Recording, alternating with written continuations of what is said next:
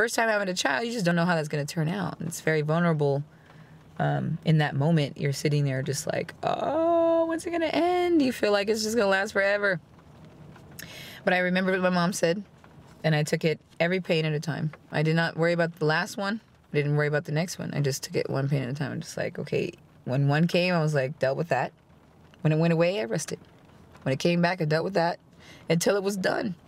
And then I realized it was something I did, and I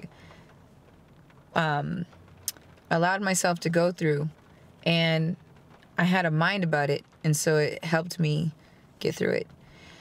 And then, after a few children later, my third son passed away suddenly from a virus, and that was another moment. I never experienced that. Never had a miscarriage or any kind of loss of life that close to me. So I found myself vulnerable again with something I couldn't control, something natural, just like birth, that I couldn't control. The other end of the spectrum, but way too soon. He was only 5. How do you deal with that?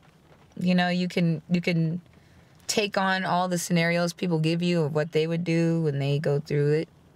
But I decided to, like everything, design my reaction around who I am and what I stand for. And I don't stand for going crazy on purpose. If you already lost your mind, you already lost your mind. And if you have a mind, it's a terrible thing to waste. So when you have stuff that you go through like that, it's really hard to know what to do because you've never been through it. But I knew that I still had my mind, and I had children that were, older than him, siblings, friends of his, and they couldn't see me fall on my face. They didn't deserve that, and I had to be a strong mother and person, an example for them on how to deal with such issues, such painful things. So I was an example for all the people around me of how to deal with that, because I had to look at it as, humans are given to us. We didn't design this world exactly. I mean, maybe we had some spiritual part of it, but we don't remember. So as far as we know, something else has control, and therefore I can't complain until I make another earth myself and all the existence. I can't complain about birth or death because it's all natural and it's inevitable. The only thing that's not inevitable is how you live. How you live, how you handle things is the thing about you. It's not the things that happen, because those things are the things that are always going to keep happening in everyone's life. There'll be births, deaths, accidents, all kinds of sudden things that just mean that flesh has collided with another.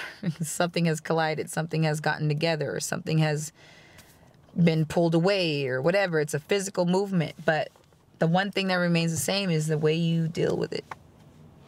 Your mind about it. You can deal with anything. I have a tattoo on my chest. That's vulnerable. Oh my gosh, you're stuck under a needle. You can't jump. You jump, you mess up your tattoo. You don't finish it, and you'll never see what's going to be.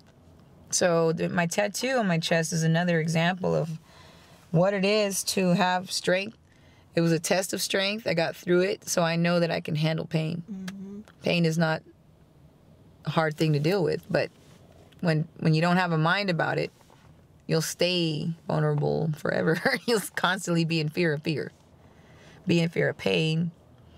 And so I guess that's the most vulnerable I've ever been, has been in those painful moments, whether it's physical pain to bring in life, or more physical, more heart pain, physical heart pain of losing a child, losing a soul that you also birthed. It's the craziest thing. I have yet to still deal with the rest of my feelings on that, but I do know that I've never been more vulnerable in my life.